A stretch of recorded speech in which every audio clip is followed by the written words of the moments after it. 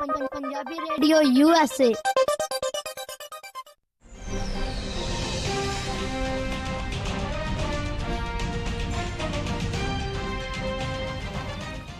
Punjabi radio USA ਸੁਣ ਰਹੇ ਸਾਰੇ ਹੀ ਮਾਣਯੋਗ ਅਤੇ ਸਤਿਕਾਰਤ ਸਰੋਤਿਆਂ ਨੂੰ ਬਹੁਤ ਹੀ ਪਿਆਰ ਸਤਿਕਾਰ ਸਾਹਿਬ ਦੋਨੋਂ ਅੱਜ ਜੋੜ ਕੇ ਨਿੱਕੀ ਜਿਹੀ ਸਤਿ ਸ੍ਰੀ ਅਕਾਲ ਸਭ ਨੂੰ ਜੀ ਆਇਆਂ ਨੂੰ ਆਖਦੇ ਹਾਂ। ਸੋ ਪ੍ਰੋਗਰਾਮ ਦੇ ਵਿੱਚ ਆਪ ਸਭ ਦਾ ਇੱਕ ਵਾਰੀ ਫਿਰ ਸਵਾਗਤ ਕਰਦੇ ਹਾਂ। ਪ੍ਰੋਗਰਾਮ ਲੈ ਕੇ ਹਾਜ਼ਰ ਹੋ ਚੁੱਕੇ ਹਾਂ। ਖਬਰ ਤੇ ਨਜ਼ਰ ਮੇਰੇ ਨਾਲ ਇਸ ਟਾਈਮ ਪ੍ਰੋਗਰਾਮ ਦੇ ਵਿੱਚ ਜੁੜ ਚੁੱਕੇ ਨੇ ਮਿੰਟੂ ਗੁਰੂਸਰੀਆ ਜੀ ਮਲੋਟ ਸਟੂਡੀਓਜ਼ ਤੋਂ। ਮਿੰਟੂ ਜੀ ਨਿੱਗੀ ਜੀ ਆਇਆਂ ਨੂੰ ਪਿਆਰ ਭਰੀ ਸਤਿ ਸ੍ਰੀ ਅਕਾਲ ਜੀ।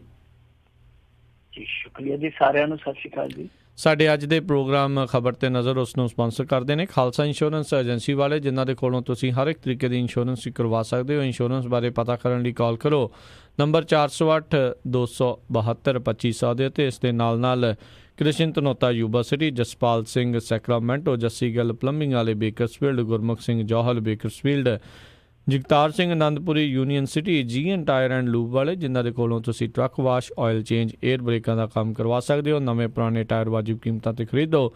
ਹੋਰ ਜਾਣਕਾਰੀ ਲਈ ਕਾਲ ਨਿੰਮਾ ਸਹੋਤਾ 209 277 0113 209 277 0113। ਅਤੇ ਇਸ ਦੇ ਨਾਲ Chicago pizza with A twist ਵਾਲੇ, ਜਿਨ੍ਹਾਂ ਦੇ ਕੋਲੋਂ ਤੁਸੀਂ veg non veg Indian style ਪੀਜ਼ੇ ਜਿਹੜੇ ਆ ਉਹ ਆਰਡਰ ਕਰ ਸਕਦੇ ਹੋ। ਆਰਡਰ ਕਰਨ ਲਈ ਇਹਨਾਂ ਦੀ ਵੈਬਸਾਈਟ chicagopizzatwist.com ਵਿਜ਼ਿਟ ਕਰੋ ਅਤੇ 10% ਡਿਸਕਾਊਂਟ ਲੈਣ ਦੇ ਲਈ ਕੂਪਨ ਕੋਡ 131313 ਉਸ ਦਾ ਇਸਤੇਮਾਲ ਕਰ ਸਕਦੇ ਹੋ। ਇਹਨਾਂ ਸਾਰਿਆਂ ਦਾ ਬਹੁਤ ਬਹੁਤ ਧੰਨਵਾਦ।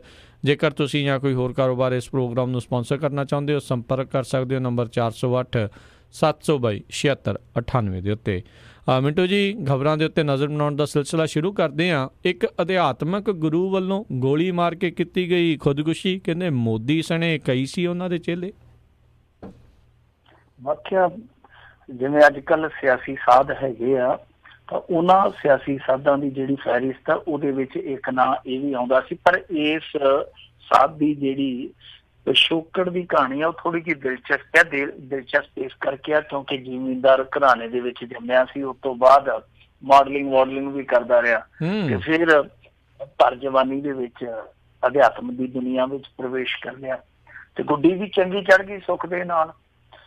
ਇਹ ਉਹੀ ਸ਼ਖਸ ਹੈ, ਤੁਹਾਨੂੰ ਯਾਦ ਹੋਣਾ, ਕਿ ਜਿਸ ਬੰਦੇ ਨੇ ਜਾ ਕੇ ਅੰਨਾ ਅੰਦੋਲਨ ਦੇ ਦੌਰਾਨ ਅੰਨਾ ਹਜ਼ਾਰੇ ਨੂੰ ਜੂਸ ਪਿਲਾਇਆ ਸੀਗਾ। ਇਹਦਾ ਨਾਮ ਸੀਗਾ ਭਇਓ ਜੀ ਮਹਾਰਾਜ। ਮੁੰਡਾ ਖੁੰਡਾ ਹੀ ਸੀਗਾ, ਮੇਰੇ ਖਿਆਲ ਦੇ ਨਾਲ 50 ਤੋਂ ਥੱਲੇ ਸੀ ਜਦੋਂ ਇਹਨੇ ਜੂਸ ਪਿਲਾਇਆ ਸੀ। ਸਾਰਿਆਂ ਨੂੰ ਤਸਵੀਰ ਸ਼ਾਇਦ ਯਾਦ ਹੋਊਗੀ। ਉਸ ਤੋਂ ਬਾਅਦ ਆ ਜਦੋਂ ਮੋਦੀ ਸਾਹਿਬ ਬਣੇ ਆ ਪ੍ਰਧਾਨ ਮੰਤਰੀ, ਤੇ ਇਹਨਾਂ ਨੇ ਇੱਕ ਸਦਭਾਵਨਾ ਉਪਵਾਸ ਰੱਖਿਆ ਸੀਗਾ। ਉਹ ਪਤਾ ਨਹੀਂ ਸਦਭਾਵਨਾ ਹੋਈ ਹੈ ਜਾਂ ਨਹੀਂ, ਪਰ ਜਿਹੜਾ ਉਹ ਉਪਵਾਸ ਟੁੱਟਾ ਸੀਗਾ ਉਹਦੇ ਵਿੱਚ ਵੀ ਇਹੋ ਹੀ ਸ਼ਖਸ ਸੀਗਾ ਜਿਹਨੇ ਜਾ ਕੇ ਜੂਸ ਜਿਹੜਾ ਸੀਗਾ ਉਹ ਪੇਸ਼ ਕੀਤਾ ਸੀਗਾ। ਸੋ ਇਹ ਚੰਗੇ ਲਿੰਕ ਰੱਖਦਾ ਸੀ ਰਾਜਨੀਤਿਕ ਅੰਦਾਜ਼ਾ ਲਾ ਲਓ। ਵੈਸੇ ਜਿਹੜਾ ਇਹਦਾ ਟੱਬਰ ਸੀਗਾ ਉਹ ਕਾਂਗਰਸੀ ਸੀ, ਤਾਂ ਇਹਦੀ ਨਜ਼ਦੀਕੀ ਹੈ ਜਿਹੜੀ ਉਹ ਭਾਰਤੀ ਜਨਤਾ ਪਾਰਟੀ ਦੇ ਨਾਲ ਜਾਗੀਰਦਾਰ ਸੀਗੀ। ਸੋ ਇਹਦੀ ਇੱਕ ਮਿਸਾਲ ਹੈ ਕਿ ਦੋਵੇਂ ਪਾਸੇ ਚੰਗੀ ਸੀ ਬਣਦੀ, ਕਿਉਂਕਿ ਅੰਨਾ ਹਜ਼ਾਰੇ ਦੇ ਅੰਦੋਲਨ ਦੇ ਵਿੱਚ ਇਹ ਬੰਦਾ ਇੱਧਰੋਂ UPA ਵੱਲੋਂ ਜਾ ਕੇ ਦੂਤ ਬਣ ਕੇ ਜਾਂਦਾ, ਤਾਂ ਭਾਰਤੀ ਜਨਤਾ ਪਾਰਟੀ ਦੀ ਸਰਕਾਰ ਦੇ ਦੌਰਾਨ ਇਹ ਨਰਿੰਦਰ ਮੋਦੀ ਕੋਲ ਜਾਂਦਾ। ਖੈਰ, ਹੁਣ ਇਹ ਸਾਰੀਆਂ ਚੀਜ਼ਾਂ ਜਿਹੜੀਆਂ ਉਹ ਇਸ ਕਰਕੇ ਵੀ ਚਰਚਾ ਦਾ ਵਿਸ਼ਾ ਆ ਕਿਉਂਕਿ ਇਸ ਸੱਜਣ ਨੇ, ਜੋ ਇਹ ਅਧਿਆਤਮਕ ਗੁਰੂ ਕਿਹਾ ਜਾਂਦਾ ਸੀਗਾ, ਇਹਨੇ 2-3 ਸ਼ਾਦੀਆਂ ਵੀ ਕੀਤੀਆਂ ਸੀ। ਹੁਣ ਕੋਈ 2 ਕਹਿੰਦਾ, ਕੋਈ 3 ਕਹਿੰਦਾ, ਪਰ ਇੱਕ ਪਿੱਛੇ ਜਿਹੀ ਸ਼ਾਦੀ ਕੀਤੀ ਸੀਗੀ। ਤਾਂ ਦੱਸਦੇ ਆ ਕਿ ਥੋੜਾ ਜਿਹਾ ਜਿਹੜਾ ਇਹਦਾ ਪਰਿਵਾਰਕ ਜੀਵਨ ਆ ਉਹ ਵੀ ਉਤਲ ਪੁਤਲ ਸੀਗਾ ਭਇਓ ਜੀ ਮਹਾਰਾਜ ਦਾ। ਤਾਂ ਅੱਜ ਜੋ ਕੁਛ ਵਾਪਰਿਆ ਉਹਦੇ ਵਿੱਚ ਇਹ ਸੀਗਾ ਕਿ 1:57 ਤੇ ਟਵੀਟ ਕੀਤਾ। ਸੋ ਉਸ ਤੋਂ ਬਾਅਦ ਲਗਭਗ 2:30 ਵਜੇ ਇਹਨੇ ਆਪਣੇ ਆਪ ਨੂੰ ਗੋਲੀ ਮਾਰ ਲਈ। ਹਸਪਤਾਲ ਖੜਿਆ ਗਿਆ ਜਿੱਥੇ ਇਹਨੂੰ ਮ੍ਰਿਤਕ ਐਲਾਨ ਦਿੱਤਾ ਗਿਆ। ਸੁਸਾਈਡ ਨੋਟ ਬਰਾਮਦ ਹੋਇਆ, ਅੰਗਰੇਜ਼ੀ ਲਿਖੀ ਆ ਉਹਦੇ ਵਿੱਚ। ਮੈਨੂੰ ਤਾਂ ਪੜ੍ਹਨੀ ਥੋੜ੍ਹੀ ਆਉਂਦੀ ਆ, ਪਰ ਫਿਰ ਵੀ ਪੜ੍ਹ ਕੇ ਇੰਨਾ ਕੁ ਸਮਝ ਸਕੇ ਆ। ਇਹਨੇ ਕਿਹਾ ਕਿ ਪਰਿਵਾਰਕ ਕਲੇਸ਼ ਤਾਂ ਨਹੀਂ ਲਿਖਿਆ, ਪਰ ਇਹ ਜ਼ਰੂਰ ਲਿਖਿਆ ਕਿ ਜ਼ਹਿਨੀ ਪਰੇਸ਼ਾਨੀ ਕਰਕੇ ਮੈਂ ਕਦਮ ਚੁੱਕਦਾ ਪਿਆ ਕਿ ਪਰਿਵਾਰਕ ਜ਼ਿੰਮੇਵਾਰੀਆਂ ਓਟਣ ਲਈ ਕਿਸੇ ਦੀ ਡਿਊਟੀ ਹੋਣੀ ਚਾਹੀਦੀ ਆ। ਉਹਦੇ 'ਚ ਰੀਜ਼ਨ ਨਹੀਂ ਦੱਸਿਆ ਗਿਆ, ਕਾਰਨ ਨਹੀਂ ਦੱਸਿਆ ਗਿਆ।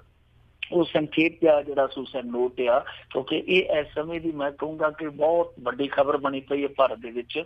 ਤਾਂ ਜਿਹੜਾ ਉਹ ਸੁਸਾਈਡ ਨੋਟ ਆ ਉਸ ਖਬਰ ਦੇ ਮੁਤਾਬਕ ਦੇਖੀਏ ਛੋਟਾ ਜਿਹਾ 2-3 ਪੰਕਤੀਆਂ ਦਾ, ਤਾਂ ਉਹਦੇ ਵਿੱਚ ਇਹ ਸਭ ਤੋਂ ਵੱਡਾ ਸਵਾਲ ਆ ਕਿ 1:57 ਤੇ ਜੇ ਉਹ ਬੰਦਾ ਹੱਸਦਾ ਵਸਦਾ ਚੰਗਾ ਸਿਹਤਮੰਦ ਹੋਣ ਦਾ ਪ੍ਰਗਟਾਵਾ ਕਰਦਾ, ਇੱਕ ਟਵੀਟ ਜਾਰੀ ਕਰਦਾ, ਤਾਂ ਉਸ ਤੋਂ ਬਾਅਦ ਉਹ ਬੰਦਾ ਅੱਧੇ ਘੰਟੇ ਦੇ ਦਰਮਿਆਨ ਏਡਾ ਵੱਡਾ ਫੈਸਲਾ ਕਿਵੇਂ ਲੈ ਸਕਦਾ? ਔਰ ਫਿਰ ਜੇ ਸੁਸਾਈਡ ਨੋਟ ਲਿਖਦਾ ਤਾਂ ਉਹਦੇ ਵਿੱਚ ਕਾਰਨ ਕਿਉਂ ਨਹੀਂ ਲਿਖ ਰਿਹਾ, ਵਜ੍ਹਾ ਕਿਉਂ ਨਹੀਂ ਲਿਖ ਰਿਹਾ? ਸੋ ਇਹ ਇੱਕ ਸਵਾਲ ਹੈ। ਹੁਣ ਦੱਸਦੇ ਆ ਕਿ ਜਿਹੜਾ ਸੁਸਾਈਡ ਨੋਟ ਹੈ ਉਹ ਵੀ ਪੁਲਿਸ ਨੇ ਕਬਜ਼ੇ ਦੇ ਵਿੱਚ ਲੈ ਲਿਆ, ਜਿਹੜਾ ਪਿਸਤੌਲ ਸੀ ਉਹ ਵੀ ਕਬਜ਼ੇ 'ਚ ਲੈ ਲਿਆ। ਕੁੱਲ ਮਿਲਾ ਕੇ ਮਾਮਲਾ ਜਿਹੜਾ ਹਾਈ ਪ੍ਰੋਫਾਈਲ ਆ, ਕਿਉਂਕਿ ਇਹਦੇ 'ਚ ਇਹਦੇ ਨਾ ਸਿਰਫ ਰਾਜਸੀ ਲੋਕ ਸੀ, ਲਤਾ ਮੰਗੇਸ਼ਕਰ ਵਰਗੇ ਜਾਂ ਹੋਰ ਐਸੇ ਜਿਹੜੇ ਸ਼ਖਸੀਅਤ ਬਹੁਤ ਨਾਮਚੀ ਲੋਕ ਸੀਗੇ ਜਿਹੜੇ, ਉਹ ਵੀ ਇਹਦੇ ਇੱਥੇ ਆਸ਼ਰਮ ਦੇ ਵਿੱਚ ਆਇਆ ਕਰਦੇ ਸੀ ਜੋ ਅੰਦੌਰ 'ਚ ਸੀਗਾ। ਸੋ ਇਹ ਵੀ ਇੱਕ ਆਪਣੇ ਆਪ ਦੇ ਵਿੱਚ ਵੇਖਣ ਵਾਲੀ ਗੱਲ ਆ ਕਿ ਦੇਖੋ ਅਧਿਆਤਮਕ ਜਿਹੜੇ ਗੁਰੂ ਆਪਣੇ ਆਪ ਨੂੰ ਕਹਾਉਂਦੇ ਆ, ਉਹ ਪਤਾ ਨਹੀਂ ਕਿਉਂ ਖੁਦਕੁਸ਼ੀਆਂ ਕਰੀ ਜਾਂਦੇ। ਹੁਣ ਜੇ ਅਧਿਆਤਮਕ ਲੋਕ ਇਸ ਤਰ੍ਹਾਂ ਦੀ ਖੁਦਕੁਸ਼ੀ ਕਰਦੇ ਆ ਤੇ ਫਿਰ ਜਿਹੜਾ ਕਿਸਾਨ ਆ ਉਹ ਕਿੱਦਾਂ ਰੁਕੂਗਾ? ਯਾਨੀ ਇੱਥੇ ਆਪਣੇ ਆਪ ਨੂੰ ਜਿਹੜੇ ਨਾਲ ਮਹਾਰਾਜਾ ਲਾਈ ਬੈਠੇ, ਮਹਾਰਾਜ ਲਾ ਕੇ ਆਪਣੇ ਆਪ ਨੂੰ ਸੰਬੋਧਨ ਕਰਦੇ ਆ, ਉਹ ਵੀ ਜ਼ਿੰਦਗੀ ਤੋਂ ਹਾਰੇ ਜਾਂਦੇ ਆ। ਇਹ ਪਤਾ ਨਹੀਂ ਹੁਣ ਅਧਿਆਤਮਕ ਕਮਜ਼ੋਰ ਹੋ ਗਿਆ ਤੇ ਜਾਂ ਫਿਰ ਜ਼ਿੰਦਗੀ ਦੀਆਂ ਜਿਹੜੀਆਂ ਮੁਸ਼ਕਿਲਾਂ ਉਹ ਵੀ ਭਾਰੀ ਹੋ ਗਈਆਂ। ਪਰ ਜੇ ਇਹੋ ਜਿਹੇ ਲੋਕ ਖੁਦਕੁਸ਼ੀ ਕਰਦੇ ਪਏ ਤੇ ਆਮ ਬੰਦੇ ਦਾ ਹੱਲ ਕੀ ਹੋਊਗਾ? ਦੇਖੋ ਜੀ ਜੀ। ਅਗਲੀ ਜਿਹੜੀ ਆਪਾਂ ਮਿੰਟੂ ਜੀ ਗੱਲ ਕਰਦੇ ਹਾਂ, 250 ਰੁਪਈਏ ਦਾ ਫੋਨ ਦੇਣ ਵਾਲਾ ਕਹਿੰਦੇ ਪੁਲਿਸ ਨੇ ਨੱਪਿਆ, ਬੜੀ ਚਿਰ ਲੱਗ ਗਿਆ। ਨਹੀਂ, ਇਹ ਨੱਪੇ ਜਾਣਾ ਚਾਹੀਦਾ। ਇਹ ਤੇ ਜਵਾਂਦਰੂ ਠੱਗ ਲੱਗਦਾ ਵਾ ਇਹ, ਕਿਉਂਕਿ ਜਿਹੜੀਆਂ ਇਹਨੇ ਕਰਤੂਤਾਂ ਕੀਤੀਆਂ, ਦੇਖੋ ਸਾਡੇ ਨਾਲ ਲੋਕ ਵੀ ਥੋੜੇ ਜਿਹੇ ਉਹੋ ਜਿਹੇ ਹੀ ਆ। 251 ਵਾਲਾ ਜਦੋਂ ਇਹਨੇ ਇਹ ਸੱਪ ਕੱਢਿਆ ਸੀਗਾ, ਬਹੁਤੇ ਲੋਕ ਉਦੋਂ ਹੀ ਕਹਿੰਦੇ ਸੀਗੇ ਕਿ ਇਹ ਬਿਲਕੁਲ ਝੂਠ ਮਾਰਦਾ। ਔਰ ਇਹ ਥਿਊਰੀ ਕੀ ਪੇਸ਼ ਕਰਦਾ ਪਿਆ ਸੀ? ਇਹਨੂੰ ਜਦੋਂ ਪੁੱਛਿਆ ਗਿਆ ਕਿ ਤੈਨੂੰ ਇਹ ਆਈਡੀਆ ਕਿੱਥੋਂ ਆਇਆ, ਕਹਿੰਦਾ ਕਿ ਇੱਕ ਦਿਨ ਮੇਰੀ ਕੰਮ ਵਾਲੀ ਨੇ ਫੋਨ ਮੰਗਿਆ, ਮੈਥੋਂ ਟੈਲੀਫੋਨ ਕਰ ਲਏ। ਤੇ ਮੈਂ ਆਖਿਆ ਉਹ ਕਿੰਨੇ ਲੋਕ ਹੋਣਗੇ ਜਿਹੜੇ ਭਾਰਤ ਦੇ ਵਿੱਚ ਹਾਲੇ ਤੱਕ ਟੈਲੀਫੋਨ ਤੋਂ ਮਹਿਰੂਮ ਆ?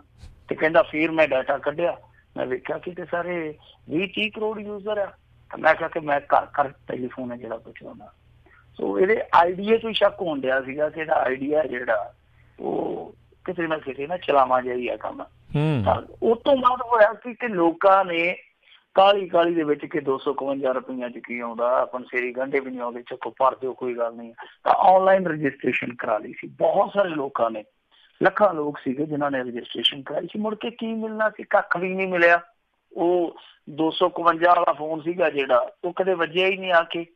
ਉਹਦਾ ਨਾਮ ਵੀ ਰਿੰਗਿੰਗ ਬੈਲਜ਼ ਸੀਗਾ ਮੇਰੇ ਖਿਆਲ ਦੇ ਨਾਲ, ਉਹਦੀ ਬੈਲ ਕਦੇ ਵੱਜੀ ਨਹੀਂ।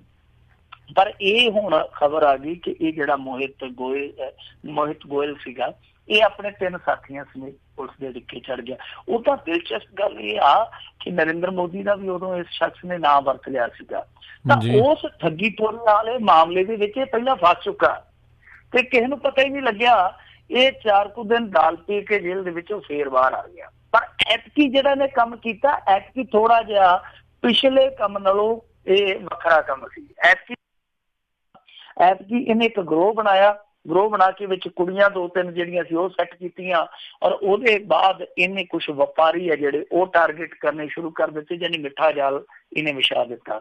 ਉਹਦੇ ਵਿੱਚ ਕੁਝ ਵਪਾਰੀ ਹੈ ਜਿਹੜੇ ਰਾਜਸਥਾਨ ਕੰਨੀ ਦੇ ਉਹ ਫਸ ਗਏ। ਤਾਂ ਹੋਇਆ ਕਿ ਉਹ ਕੁੜੀਆਂ ਜਿਹੜੀਆਂ ਸੀਗੀਆਂ ਉਹਨਾਂ ਦੇ ਵਿੱਚੋਂ ਇੱਕ ਕੁੜੀ ਨੇ ਵਪਾਰੀਆਂ ਤੇ ਬਲਾਤਕਾਰ ਦਾ ਕੇਸ ਦਰਜ ਕਰਵਾ ਦਿੱਤਾ। ਔਰ ਕੇਸ ਦਰਜ ਕਰਵਾਉਣ ਤੋਂ ਬਾਅਦ ਆਖਿਆ ਕਿ ਇਹ ਹੁਣ ਮੈਨੂੰ ਧਮਕੀਆਂ ਦਿੰਦੇ, ਨਾਲ ਉਹਨਾਂ ਦੇ ਪਰਿਵਾਰ ਵਾਲਿਆਂ ਨਾਲ ਵੀ ਨਾਲ ਲੈਤਾ ਕਿ ਪਿੱਛੋਂ ਇਹ ਦਬਾਅ ਪਾ ਰਹੇ ਆ।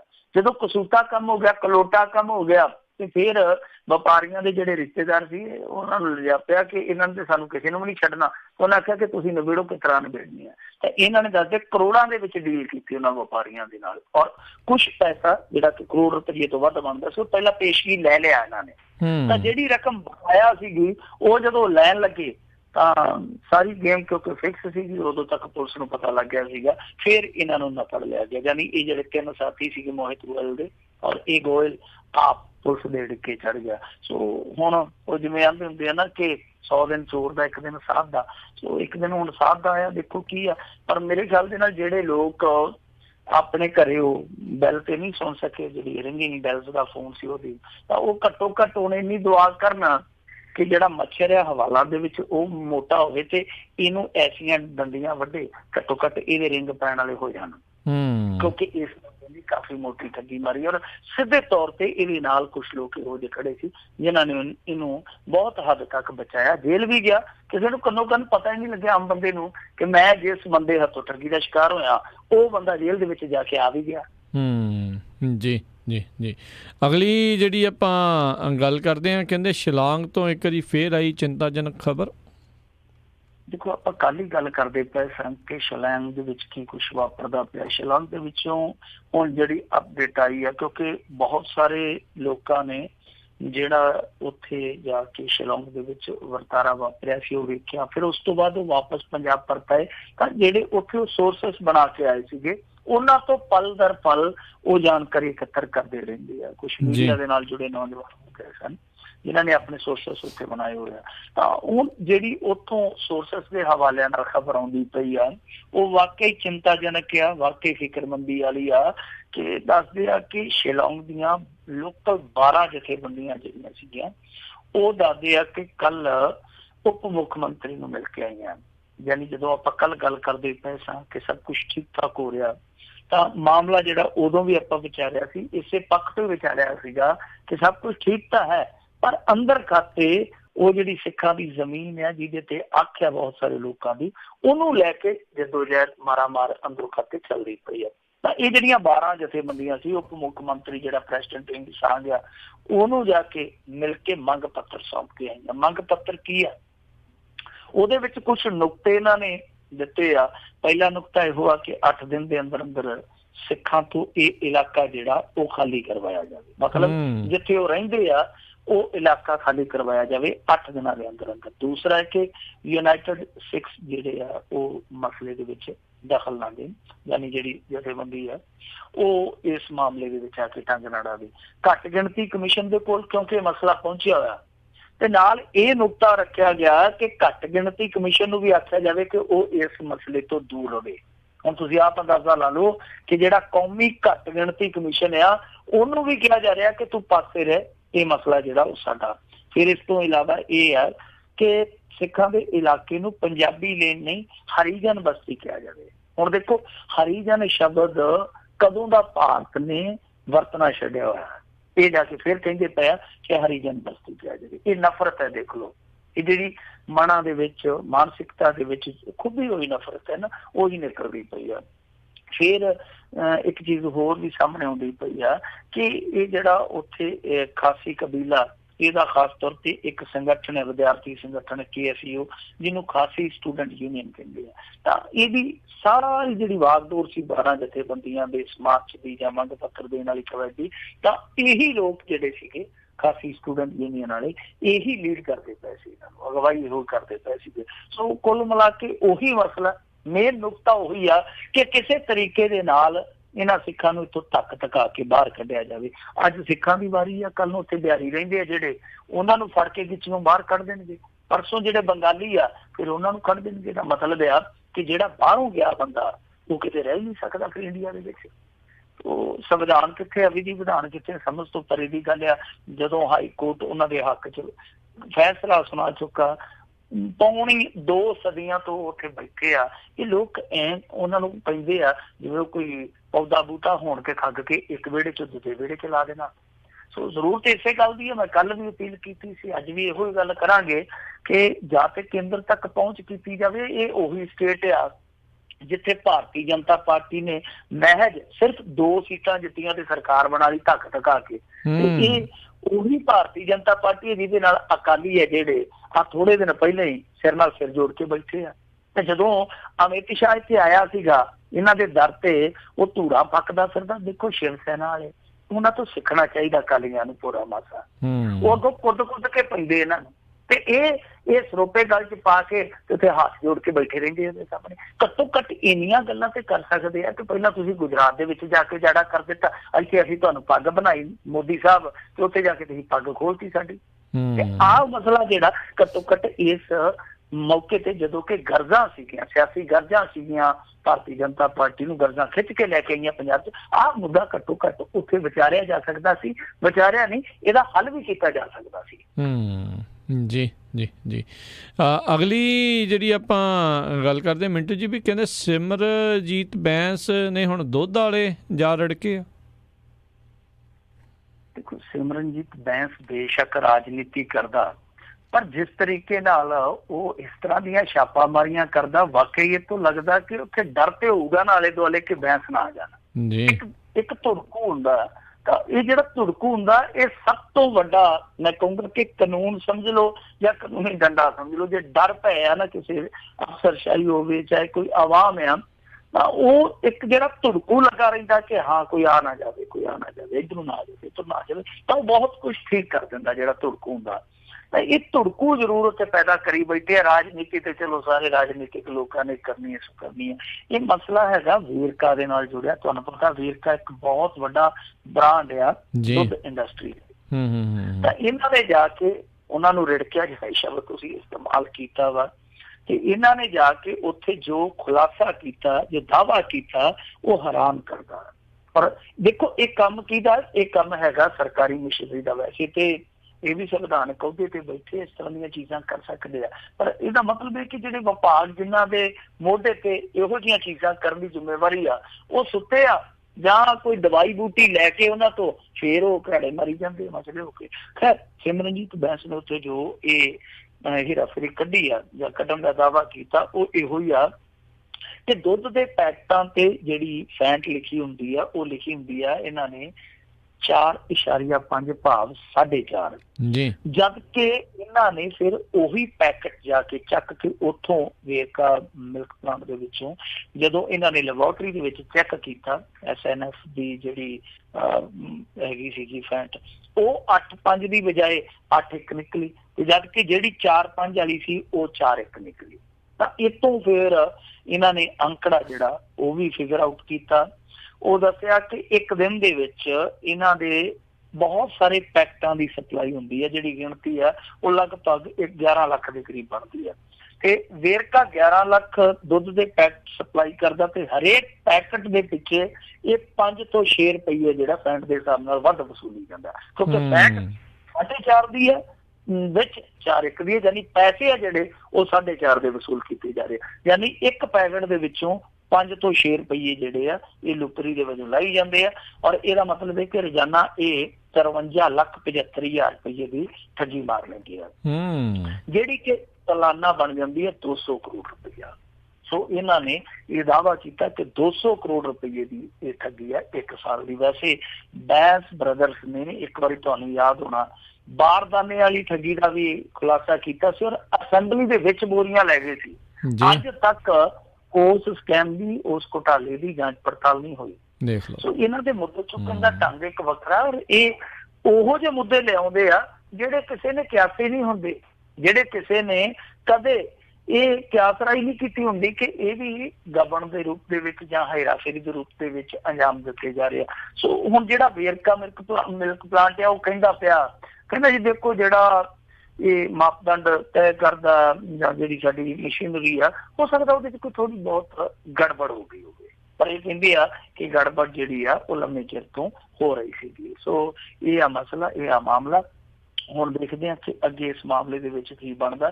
ਪਰ ਮੈਂ ਇੱਕ ਗੱਲ ਜ਼ਰੂਰ ਕਹੂੰਗਾ ਕਿ ਜਿੱਦਾਂ ਸਿਮਰਨਜੀਤ ਬੈਂਸ ਹੋਰੀ, ਚਾਹੇ ਉਹ ਆਪਣੇ ਲਈ ਕਰਦੇ ਆ, ਚਾਹੇ ਉਹ ਆਪਣੀ ਮਸ਼ਹੂਰੀ ਲਈ ਕਰਦੇ ਆ, ਚਾਹੇ ਆਪਣੀ ਰਾਜਨੀਤੀ ਲਈ ਕਰਦੇ ਆ, ਤਾਂ ਜੇ ਹਰੇਕ ਵਿਧਾਇਕ, ਹਰੇਕ MLA ਇਹਨਾਂ ਕੋ ਡੱਡਾ ਭੋਰੀ ਰੱਖੇ, ਇਹਨਾਂ ਕੋ ਡਰ ਪਾਈ ਰੱਖੇ, ਤਾਂ ਮੇਰੇ ਖਿਆਲ ਦੇ ਨਾਲ ਬਹੁਤ ਸਾਰੀਆਂ ਚੀਜ਼ਾਂ ਜਿਹੜੀਆਂ ਉਹ ਠੀਕ ਕੀਤੀਆਂ ਜਾ ਸਕਦੀਆਂ। ਬਹੁਤੇ MLA ਆਪਣੇ ਹਲਕੇ ਦੇ ਕਦੇ ਸਰਕਾਰੀ ਹਸਪਤਾਲ 'ਚ ਵੀ ਨਹੀਂ ਗੇੜਾ ਕੱਢਦੇ 50 ਸਾਲਾਂ 'ਚ। ਉੱਥੇ ਕੀ ਹੋਈ ਜਾਂਦਾ, ਲੋਕਾਂ ਨਾਲ ਕਿਸ ਤਰ੍ਹਾਂ ਦਾ ਵਿਹਾਰ ਕੀਤਾ ਜਾਂਦਾ, ਕਿਸ ਤਰ੍ਹਾਂ ਦੀਆਂ ਸਹੂਲਤਾਂ ਦਿੱਤੀਆਂ ਜਾਂਦੀਆਂ, ਕਦੇ ਜਾ ਕੇ ਨਹੀਂ ਦੇਖਦੇ।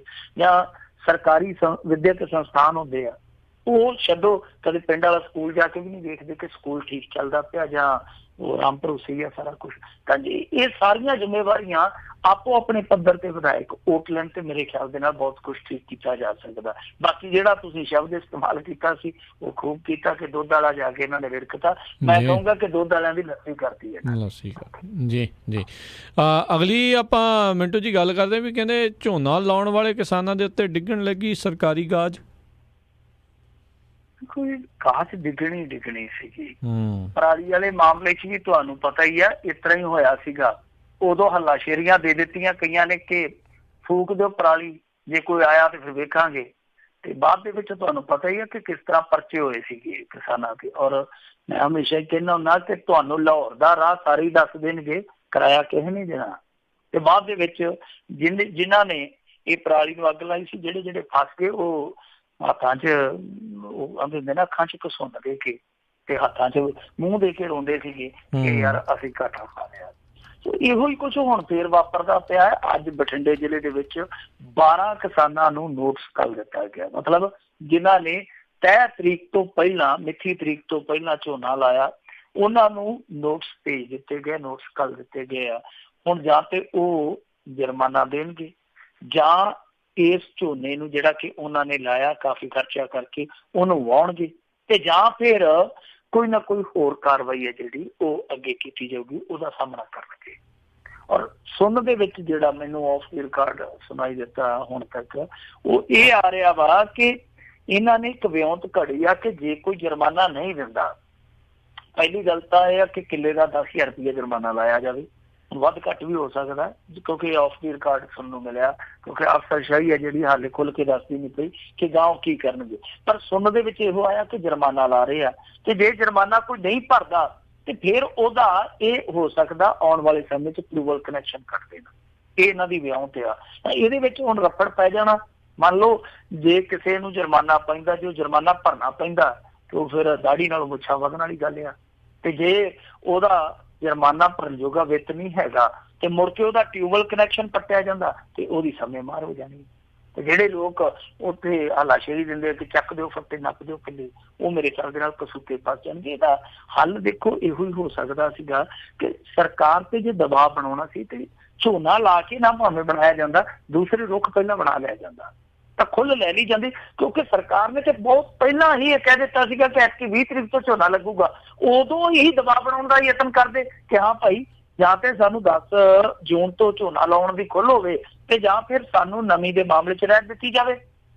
ਤਾਂ ਉਦੋਂ ਬੋਲੇ ਨਹੀਂ, ਐਨ ਮੌਕੇ ਤੇ ਇਹਨਾਂ ਨੇ ਫਿਰ ਮੋਰਚਾ ਖੋਲ ਦਿੱਤਾ। ਬਹਰਹਾਲ ਜੋ ਵੀ ਹੈ, ਸਰਕਾਰ ਨੂੰ ਇਹਦਾ ਰਸਤਾ ਕੱਢਣਾ ਚਾਹੀਦਾ। ਸਰਕਾਰ ਵੀ ਸਿੱਧੇ ਰੂਪ ਦੇ ਵਿੱਚ ਕਿਸਾਨ ਦੇ ਨਾਲ ਟਕਰਾਓ ਭਾਲਦੀ ਹੈ ਕਿਸੇ ਨਾ ਕਿਸੇ ਮੁੱਦੇ ਤੇ, ਤਾਂ ਟਕਰਾਓ ਸ਼ੁਰੂ ਹੋ ਗਿਆ। ਤਾਂ ਸਰਕਾਰ ਨੂੰ ਘੱਟੋ ਘੱਟ ਟਕਰਾਓ ਦਾ ਰਸਤਾ ਛੱਡ ਕੇ ਕਿਸਾਨਾਂ ਨੂੰ ਲਾਮਬੰਦ ਕਰਨਾ ਚਾਹੀਦਾ। ਇਸ ਮਾਮਲੇ ਦੇ ਮੁਤਲਕ ਕਿਸਾਨਾਂ ਨੂੰ ਪ੍ਰੇਰਿਤ ਕਰਨਾ ਚਾਹੀਦਾ। ਦੂਸਰੇ ਪਾਸੇ ਜਿਹੜੇ ਕਿਸਾਨ ਆਗੂ ਆ, ਉਹਨਾਂ ਨੂੰ ਵੀ ਆਪਣਾ ਜਿਹੜਾ ਇਹ ਗੇਰ ਹੈ ਥੋੜਾ ਜਿਹਾ ਸ਼ਿਫਟ ਕਰਕੇ ਦੂਸਰੇ ਪਾਸੇ ਇਸ ਸੰਘਰਸ਼ ਦਾ ਰੁਖ ਲਿਜਾਣਾ ਚਾਹੀਦਾ ਕਿ ਭਾਈ ਠੀਕ ਹੈ, ਅਸੀਂ ਤੁਹਾਨੂੰ ਸਹਿਯੋਗ ਕਰਦੇ ਹਾਂ, ਅਸੀਂ ਤੁਹਾਡੀ ਗੱਲ ਮੰਨਦੇ ਹਾਂ, ਪਰ ਜਿਹੜੀਆਂ ਸਾਡੀਆਂ ਸਮੱਸਿਆਵਾਂ ਦਾ ਨਿਵਾਰਨ ਕਰੋ। ਜੀ ਜੀ। ਅਗਲੀ ਜਿਹੜੀ ਆਪਾਂ ਗੱਲ ਕਰਦੇ ਹਾਂ, ਬਿਜਲੀ ਮੰਤਰੀ ਦਾ ਇੰਕਸ਼ਾਫ, ਪੰਜਾਬ ਨਹੀਂ ਸਰਪਲਸ ਸੂਬਾ, ਪ੍ਰਾਈਵੇਟ ਥਰਮਲ ਚਿੱਟੇ ਹਾਥੀ।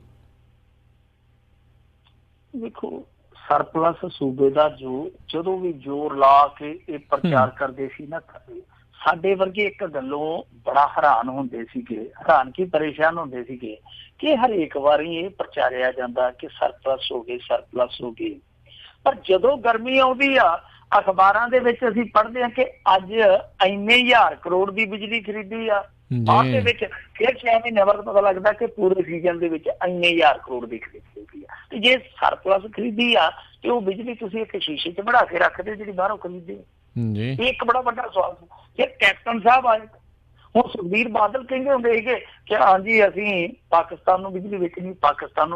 ਤੁਹਾਨੂੰ ਯਾਦ ਹੋਣਾ ਜਦੋਂ ਕੈਪਟਨ ਅਮਰਿੰਦਰ ਸਿੰਘ ਆਏ ਤੇ ਇਹ ਵੀ ਬਿਜਲੀ ਵਾਲਾ ਟੋਕਰਾ ਸਿਰ ਤੇ ਧਰ ਕੇ ਕਹਿੰਦੇ ਕਿ ਦਿਓ ਇਜਾਜ਼ਤ, ਅਸੀਂ ਵੀ ਬਿਜਲੀ ਹੈ ਜਿਹੜੀ ਪਾਕਿਸਤਾਨ ਘਲਾਉਣੀ। ਤੇ ਜੇ ਸਰਪਲਸ ਹੀ ਨਹੀਂ ਸੀਗੀ, ਹੁਣ ਇਹਨਾਂ ਨੂੰ ਬੰਦਾ ਪੁੱਛੇ ਕਿ ਉਦੋਂ ਇਹ ਕਾਹਤੋਂ ਹੋਕਰਾ ਦਿੰਦੇ ਪਏ ਸੀਗੇ ਕਿ ਅਸੀਂ ਬਿਜਲੀ ਪਾਕਿਸਤਾਨ ਘਲਾਉਣੀ ਹੈ। ਹੁਣ ਅੱਜ ਇਹਨਾਂ ਦਾ ਬਿਜਲੀ ਮੰਤਰੀ ਹੈ ਜਿਹੜਾ, ਉਹ ਕਹਿੰਦਾ ਕਿ ਇਹ ਐਵੇਂ ਸੁਖਬੀਰ ਸਿੰਘ ਬਾਦਲ ਨੇ ਬੰਡਲਬਾਜ਼ੀ ਕੀਤੀ ਸੀਗੀ, ਅਸਲ ਦੇ ਵਿੱਚ ਪੰਜਾਬ ਦੀ ਬਿਜਲੀ ਜਿਹੜੀ ਉਹ ਸਰਪਲਸ ਹੈ ਨਹੀਂ ਸੀ, ਇਹ ਸ਼ਗੂਫਾਈ ਸੀਗਾ। ਉਹ ਕਹਿੰਦਾ ਕਿ ਇਹਦਾ ਸੁਖਬੀਰ ਬਾਦਲ ਤੇ ਐਵੇਂ ਅੱਠ ਮਾਰੀ ਜਾਂਦਾ, ਇਹ ਏਦਾਂ ਕਰਦਾ ਜਿਵੇਂ ਆਪ ਲਾਈਨਮੈਨ ਹੋਵੇ ਕਿ ਪਾਕਿਸਤਾਨ ਨੂੰ ਕੁੰਡੀਆਂ ਲਾ ਕੇ ਨੇ ਹੁਣੇ ਲੈ ਭੇਜ ਦੇਣੀ ਆ। ਅਸਲ ਦੇ ਵਿੱਚ ਜ਼ਮੀਨੀ ਹਕੀਕਤ ਇਹ ਆ ਕਿ ਪੰਜਾਬ ਸਰਪਲਸ ਨਹੀਂ ਹੈ ਜੀ। ਹੁਣ ਦੂਜੀ ਚੀਜ਼ ਉਹਨੇ ਇਹ ਕਹੀ ਆ, ਗੁਰਪ੍ਰੀਤ ਸਿੰਘ ਕਾਂਗੜ ਨੇ, ਨੌਜਵਾਨ ਮੰਤਰੀ ਆ। ਵੈਸੇ ਗੁਰਪ੍ਰੀਤ ਸਿੰਘ ਕਾਂਗੜ ਹੈ ਜਿਹੜਾ ਪਹਿਲਾਂ ਤੇ ਜਦੋਂ ਆਇਆ ਆ ਉਦੋਂ ਚੀਜ਼ਾਂ ਹੋਰ ਕਹਿੰਦਾ ਸੀਗਾ, ਹੁਣ ਇਹ ਵੀ ਹੈ ਜਿਹੜਾ ਦੂਸਰੇ ਪੈਟਰਨ ਤੇ ਚੱਲ ਪਿਆ। ਇਹ ਕਹਿੰਦਾ ਕਿ ਦੇਖੋ ਜਿਹੜੇ ਨਿੱਜੀ ਥਰਮਲ ਪਲਾਂਟ ਆ ਜਿਹੜੇ ਅਕਾਲੀ ਭਾਜਪਾ ਸਰਕਾਰ ਦੇ ਵਿੱਚ ਇੱਥੇ ਲੱਗੇ ਆ, ਉਹ ਚਿੱਟੇ ਹਾਥੀ ਆ। ਮਤਲਬ ਇਹ ਆ ਕਿ ਉਹ ਦਿੰਦੇ ਕੁਛ ਨਹੀਂ, ਲੈਂਦੇ ਬਹੁਤਾ ਸਾਥੋਂ। ਮਤਲਬ ਕਿ ਜੇ ਅਸੀਂ ਉਹਨਾਂ ਤੋਂ ਬਿਜਲੀ ਖਰੀਦਦੇ ਆ ਤਾਂ ਵੀ ਸਾਨੂੰ ਪੇ ਕਰਨਾ ਪੈਂਦਾ, ਜੇ ਨਹੀਂ ਵੀ ਖਰੀਦੇ ਤਾਂ ਵੀ ਸ਼ਰਤ ਦੇ ਮੁਤਾਬਕ ਸਾਨੂੰ ਉਹਨਾਂ ਨੂੰ ਪੈਸਾ ਜਿਹੜਾ ਉਹ ਭਰਨਾ ਪੈਂਦਾ। ਦੂਜੀ ਚੀਜ਼ ਇਹਨਾਂ ਨੇ ਇਹ ਕਹੀ ਆ।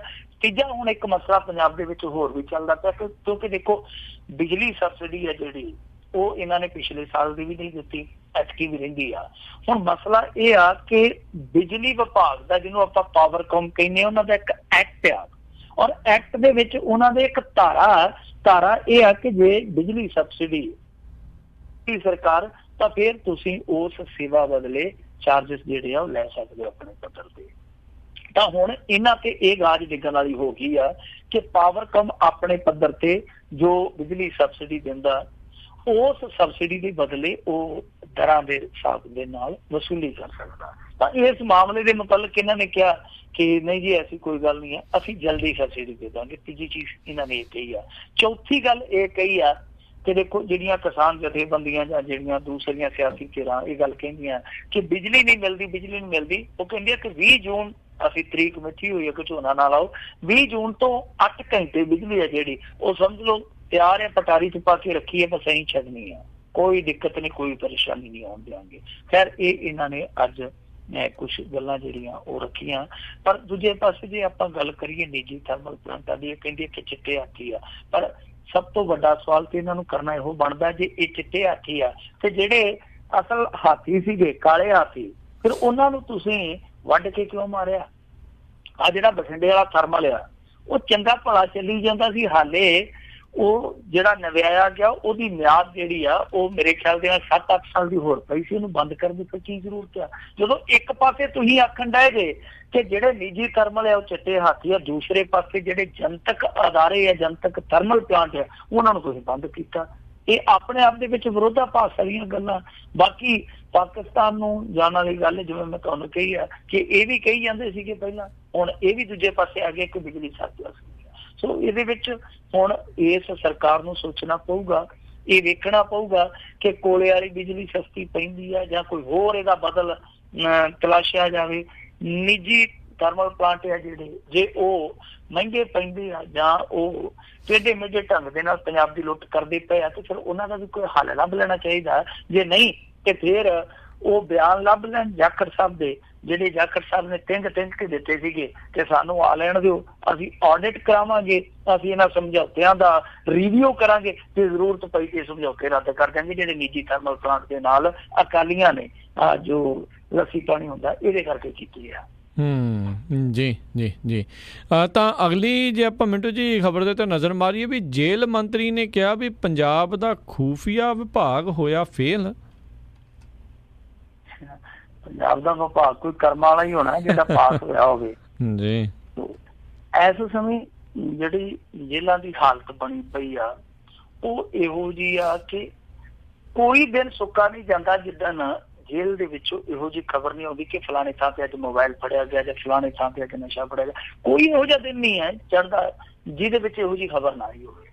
ਤਾਂ ਜੇ ਇਹ ਖਬਰਾਂ ਰੁਕ ਜਾਂਦੀਆਂ ਤੇ ਫਿਰ ਖਬਰ ਆ ਜਾਂਦੀ ਆ ਫਲਾਣੀ ਜੇਲ੍ਹ ਦੇ ਵਿੱਚ ਕੈਦੀ ਪਿੱਟ ਕੇ ਕਿੰਨਾ ਦਾ ਸਿਰ ਪਾਟ ਗਿਆ, 4 ਜਿਹੜੇ ਆ ਉਹ ਨਾਮਜ਼ਦ ਕਰ ਲੈਂਦੇ ਆ, ਫਿਰ ਉਦੋਂ ਲੜ ਪੈਂਦੇ। ਉਹ ਕਹਿੰਦੇ ਆ ਕਿ ਹਰ ਵੇਲੇ ਰਹਿੰਦਾ ਮਿੱਤਰਾਂ ਦਾ ਸੁਰਖੀਆਂ ਚ ਨਾ, ਸੋ ਸੁਰਖੀਆਂ ਚ ਨਾ ਰੱਖੀ ਹੁੰਦੇ ਆ। ਇਹਦੇ ਤੇ ਹੁਣ ਬੜੇ ਸਵਾਲ ਉੱਠਦੇ ਆ। ਸੁਖਜਿੰਦਰ ਸਿੰਘ ਰੰਧਾਵਾ ਜਿਹੜਾ ਵੈਸੇ ਮੰਤਰੀ ਤੇ ਐਕਸ਼ਨ ਕਰਨ ਵਾਲਾ, ਇਹਦੇ ਚ ਕੋਈ ਸ਼ੱਕ ਨਹੀਂ ਹੈ, ਪਰ ਕੰਮ ਜ਼ਿਆਦਾ ਖਰਾਬ ਹੋਇਆ ਬੈਠਾ, ਇਹ ਵੀ ਇੱਕ ਹਕੀਕਤ ਆ। ਹੁਣ ਉਹਨੂੰ ਜਦੋਂ ਸਵਾਲ ਹੁੰਦੇ ਕਿ ਦੇਖੋ ਜੀ ਤੁਸੀਂ ਜੇਲ੍ਹ ਮੰਤਰੀ ਬਣੇ ਹੋ, ਤੁਹਾਡੇ ਜੇਲ੍ਹ ਮੰਤਰੀ ਬਣਨ ਤੇ ਨਾਲ ਦੀ ਨਾਲ ਅੰਦਰੋਂ ਵਧਾਈ ਭੇਜਤੀ ਸੀ ਤੁਹਾਨੂੰ ਨਵੇਂ ਯਾਰਾਂ ਵਾਂਗੂ, ਤਾਂ ਦੂਜੇ ਪਾਸੇ ਕੈਪਟਨ ਅਮਰਿੰਦਰ ਸਿੰਘ ਨੂੰ ਧਮਕੀ ਵੀ ਦੇਤੀ। ਉਹਨੇ ਸਿੱਧਾ ਆਖਿਆ, ਉਹ ਕਹਿੰਦਾ ਜੀ ਕਿ ਇੱਕ ਤੇ ਇਹ ਨਹੀਂ ਪਤਾ ਲੱਗਦਾ ਪਿਆ ਕਿ ਆਖਰ ਮੋਬਾਈਲ ਅੰਦਰ ਜਾਂਦੇ ਤੇ ਜਾਂਦੇ ਕਿਸ ਤਰ੍ਹਾਂ, ਔਰ ਦੂਜਾ ਕਿ ਜਿਹੜਾ ਇੱਥੋਂ ਦਾ ਖੁਫੀਆ ਵਿਭਾਗ ਹੈ ਜਿਹਨੂੰ ਆਪਾਂ ਇੰਟੈਲੀਜੈਂਸ ਵਿੰਗ ਕਹਿੰਦੇ ਆ, ਉਹ ਕਹਿੰਦੇ ਕਿ ਇਹ ਕਿਤੇ ਨਾ ਕਿਤੇ ਫੇਲ ਹੋ ਚੁੱਕਾ। ਸੋ ਇਹ ਜਿਹਨੂੰ ਆਪਾਂ ਅੰਗਰੇਜ਼ੀ ਦਾ ਸ਼ਬਦ ਇਸਤੇਮਾਲ ਕਰਦੇ ਕਿ ਕੋਲੈਪਸ ਹੋ ਜਾਂਦੀ, ਕੋਈ ਚੀਜ਼ ਕੋਲੈਪਸ ਹੋ ਗਿਆ, ਤਾਂ ਉਹ ਕਹਿੰਦੇ ਕਿ ਖੁਫੀਆ ਵਿਭਾਗ ਹੈ ਜਿਹੜਾ ਉਹ ਬਿਲਕੁਲ ਫੇਲ ਸਾਬਤ ਹੋ ਰਿਹਾ ਇਸ ਮਾਮਲੇ ਦੇ ਵਿੱਚ। ਤਾਂ ਇਹਦਾ ਮਤਲਬ ਆ ਕਿ ਸੁਖਜਿੰਦਰ ਸਿੰਘ ਰੰਧਾਵਾ ਜਿਹੜੇ ਉਹ ਖੁਲਾਸਾ ਕਰਦੇ ਪਏ ਆ ਕਿ ਜਿਹੜਾ ਸਾਡਾ ਖੁਫੀਆ ਵਿਭਾਗ ਹੈ ਉਹ ਕਿਤੇ ਨਾ ਕਿਤੇ ਨਕਾਰਾ। ਵੈਸੇ ਇਸ ਗੱਲ ਤੇ ਮੋਹਰ 90 ਵਾਲੀ ਫਰਾਰੀ ਤੋਂ ਲੱਗ ਗਈ ਸੀਗੀ। ਜਦੋਂ ਉਹ ਨਾਭਾ ਫਰਾਰੀ ਹੋਈ ਹੈ ਤਾਂ ਉਹ ਜਿਹੜਾ ਸੂਈਆ ਤੰਤਰ ਸੀ ਨਾਕਾਮ ਰਿਹਾ ਸੀਗਾ ਇਸ ਮਾਮਲੇ ਦੀ ਅਗਾਊਂ ਸੂਚਨਾ ਪ੍ਰਾਪਤ ਕਰਨ ਦੇ ਵਿੱਚ ਜਾਂ ਸੂਚਨਾ ਦੇਣ ਦੇ ਵਿੱਚ। ਜੀ ਹੁਣ ਦੂਜੀ ਚੀਜ਼ ਇਹ ਆ ਕਿ ਦੇਖੋ ਥੋੜਾ ਸਮਾਂ ਪਹਿਲਾਂ ਤੁਹਾਨੂੰ ਪਤਾ ਪੰਜਾਬ ਪੁਲਿਸ ਦੇ ਵਿੱਚ ਇੱਕ ਬਹੁਤ ਵੱਡਾ ਵਿਵਾਦ ਛਿੜ ਗਿਆ ਸੀਗਾ। ਹਾਈ ਕੋਰਟ ਵੱਲੋਂ ਜਿਹੜੀ ਇੱਥੇ ਇੱਕ SIT ਬਿਠਾਈ ਗਈ ਸੀ, ਉਹਦੇ ਵਿੱਚ 2 ਪੁਲਿਸ ਅਫਸਰਾਂ ਦਾ ਨਾਂ ਆ ਗਿਆ ਸੀਗਾ ਕਿ ਇਹ ਵੀ ਕਿਤੇ ਨਾ ਕਿਤੇ ਵਗਦੀ ਗੰਗਾ 'ਚ ਹੱਥ ਧੋਂਦੇ ਆ ਨਸ਼ੇ ਵਾਲੇ ਮਾਮਲੇ 'ਚ। ਤਾਂ ਉਹਨਾਂ ਦੇ ਵਿੱਚ ਇੱਕ ਖੂਫੀਆ ਵਿਭਾਗ ਦਾ ਮੁਖੀ ਵੀ ਸ਼ਾਮਲ ਸੀਗਾ। ਹੁਣ ਦੇਖੋ ਆਪਸ ਦੇ ਵਿੱਚ ਪੰਜਾਬ ਪੁਲਿਸ ਦਾ ਤਾਲਮੇਲ ਤੇ ਇਹੋ ਜਿਹਾ ਕਿ ਪੰਜਾਬ ਪੁਲਿਸ ਦਾ ਇੱਕ ADGP ਜਾਂਚ ਪੜਤਾਲ ਕਰਦਾ ਹੈ ਤੇ ਖੂਫੀਆ ਵਿਭਾਗ ਦੇ ADGP ਨੂੰ ਰਿਪੋਰਟ ਦੇ ਵਿੱਚ ਰੱਖਦਾ ਪਿਆ ਕਿ ਤੇ ਆਪ ਨਸ਼ਾ ਤਸਕਰੀ ਦੇ ਵਿੱਚ ਸ਼ਾਮਲ ਹੈ, ਤੇ ਉਹ ਬੰਦਾ ਜਿਹਦਾ ਰਿਪੋਰਟ ਦੇ ਵਿੱਚ ਜ਼ਿਕਰ ਹੈ ਉਹ ਖੁਫੀਆ ਵਿਭਾਗ ਦਾ ਮੁਖੀ ਹੈ। ਹੁਣ ਇੱਕ ADGP ਪੰਜਾਬ ਪੁਲਿਸ ਦਾ ਜਿਹੜਾ ਉਹ ਦੂਸਰੇ ਸੂਈਆ ਵਿਭਾਗ ਵਾਲੇ ਨੂੰ ਵਿੱਚ ਰੱਖੀ ਬੈਠਾ। ਤੁਸੀਂ ਆਪ ਅੰਦਾਜ਼ਾ ਲਾ ਲਓ ਕਿ ਪੰਜਾਬ ਪੁਲਿਸ ਦਾ ਤੇ ਸੂਈਆ ਵਿਭਾਗ ਦਾ ਤਾਲਮੇਲ ਕਿਸ ਤਰ੍ਹਾਂ ਬੈਠੂਗਾ ਕਿ ਖੁਫੀਆ ਵਿਭਾਗ ਵਾਲੇ ਫਿਰ ਇਸ ਸੂਰਤ ਦੇ ਵਿੱਚ ਸਾਬਤ ਸੂਰਤ ਜਿਹੜੀਆਂ ਸੂਚਨਾਵਾਂ ਦਿੰਦੇ ਹੋਣਗੇ। ਦੂਜੀ ਚੀਜ਼ ਇਹ ਹੈ ਕਿ ਸੁਖਜਿੰਦਰ ਸਿੰਘ ਰੰਧਾਵਾ ਨੂੰ ਸ਼ਾਇਦ ਨਾ ਪਤਾ ਹੋਵੇ, ਵੈਸੇ ਲੱਖਾ ਸਿਧਾਣਾ ਦੇ ਨਾਲ ਇਹਨੇ ਮੁਲਾਕਾਤ ਕਰ ਲਈ ਆ। ਲੱਖਾ ਸਿਧਾਣਾ ਤੇ ਰਗ ਰਗ ਦਾ ਭੇਤੀ ਹੈ ਜੇਲ੍ਹਾਂ ਦਾ, ਪਰ ਜੇ ਨਹੀਂ ਤੇ ਸੁਖਜਿੰਦਰ ਸਿੰਘ ਰੰਧਾਵਾ ਨੂੰ ਇੱਕ ਗੱਲ ਚਾਨਣ ਦੇ ਰੂਪ ਦੇ ਵਿੱਚ ਕਰ ਲੈਣੀ ਚਾਹੀਦੀ ਆ, ਜਹਿਨ 'ਚ ਬਿਠਾ ਲੈਣੀ ਚਾਹੀਦੀ ਆ ਕਿ ਜੇਲ੍ਹ ਦੇ ਅੰਦਰ ਵੀ ਇੱਕ ਖੂਫੀਆ ਤੰਤਰ ਹੁੰਦਾ, ਜੇਲ੍ਹ ਦੇ ਅੰਦਰ ਵੀ ਟਾਊਟ ਰੱਖੇ ਹੁੰਦੇ ਆ, ਮੁਖਬਰ ਰੱਖੇ ਹੁੰਦੇ ਆ। ਸੋ ਤੁਹਾਡਾ ਨਾ ਤੇ ਬਾਹਰਲਾ ਜਿਹੜਾ ਟਾਊਟ ਤੰਤਰ ਆ, ਮੁਖਬਰੀ ਤੰਤਰ ਆ ਜਾਂ ਸੂਈਆ ਤੰਤਰ ਆ, ਉਹ ਸਹੀ ਢੰਗ ਦੇ ਨਾਲ ਕੰਮ ਕਰਦਾ ਪਿਆ, ਨਾ ਹੀ ਅੰਦਰ ਦਾ। ਉਹਦਾ ਕਾਰਨ ਇਹੋ ਹੀ ਆ ਕਿ ਪੰਜਾਬ ਪੁਲਿਸ ਚਾਹੇ ਉਹ ਬਾਹਰ ਹੋਵੇ ਚਾਹੇ ਜੇਲ੍ਹ ਦੇ ਅੰਦਰ ਹੋਵੇ, ਪੁਲਿਸ ਤੇ ਭਰੋਸਾ ਜਿਹੜਾ ਲੋਕਾਂ ਦਾ ਬਹੁਤ ਘਟਿਆ। ਇਹ ਜਿਹੜੀਆਂ ਸੂਚਨਾਵਾਂ ਆਉਂਦੀਆਂ, ਦੇਖੋ ਕੋਈ ਵੀ ਦੇਸ਼ ਆ, ਕੋਈ ਵੀ ਸਟੇਟ ਆ, ਕੋਈ ਵੀ ਇਸ ਤਰ੍ਹਾਂ ਦਾ ਤੰਤਰ ਆ, ਉਹ ਲੋਕਾਂ ਦੀਆਂ ਸੂਚਨਾਵਾਂ ਨਾਲ ਹੀ ਚੱਲਦਾ ਹੈ। ਤਾਂ ਜਦੋਂ ਹੇਠਲੇ ਪੱਧਰ ਤੇ ਲੋਕਾਂ ਦਾ ਜਿਹੜਾ ਵਿਸ਼ਵਾਸ ਉਹ ਡਿਗਮਗਾ ਜਾਂਦਾ ਹੈ, ਤਾਂ ਉਸ ਸੂਰਤ ਦੇ ਵਿੱਚ ਫਿਰ ਉਹ ਸੂਚਨਾਵਾਂ ਜਿਹੜੀਆਂ ਰੁਕ ਜਾਂਦੀਆਂ। ਤੇ ਜੇ ਤੁਸੀਂ ਸੂਚਨਾਵਾਂ ਹਾਸਲ ਕਰਨੀਆਂ, ਪਹਿਲਾਂ ਭਰੋਸਾ ਹੋਵੇ ਕਿ ਜੇ ਮੈਂ ਸੂਚਨਾ ਦੇਵਾਂਗਾ ਉਸ ਸੂਚਨਾ ਤੇ ਅਮਲ ਹੋ ਜਾਣਾ।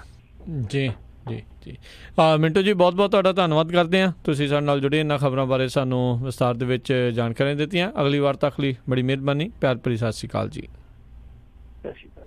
ਤੇ ਸੋ ਤੇ ਇੱਥੇ ਸਾਡਾ ਅੱਜ ਦਾ ਪ੍ਰੋਗਰਾਮ ਸਮਾਪਤ। ਮਿਲਾਂਗੇ ਤੁਹਾਨੂੰ ਸਾਰਿਆਂ ਨੂੰ ਅਗਲੀ ਵਾਰ। ਉਦੋਂ ਤੱਕ ਲਈ ਮੈਨੂੰ ਰਾਜਕਨਵੀਰ ਸਿੰਘ ਨੂੰ ਇਜਾਜ਼ਤ ਦਿਓ। ਮੇਰੇ ਵੱਲੋਂ ਤੁਹਾਨੂੰ ਸਾਰਿਆਂ ਨੂੰ ਪਿਆਰ ਸਤਿਕਾਰ ਸਨੇਹੀ ਜਿਹੀ ਸਤਿ ਸ਼੍ਰੀ ਅਕਾਲ ਜੀ। ਉਹਦੇ ਵਾਸਤੇ ਰਹੋ, ਹੱਸਦੇ ਖੇਡਦੇ ਰਹੋ, ਸੁਣਦੇ ਰਹੋ ਪੰਜਾਬੀ ਰੇਡੀਓ USA।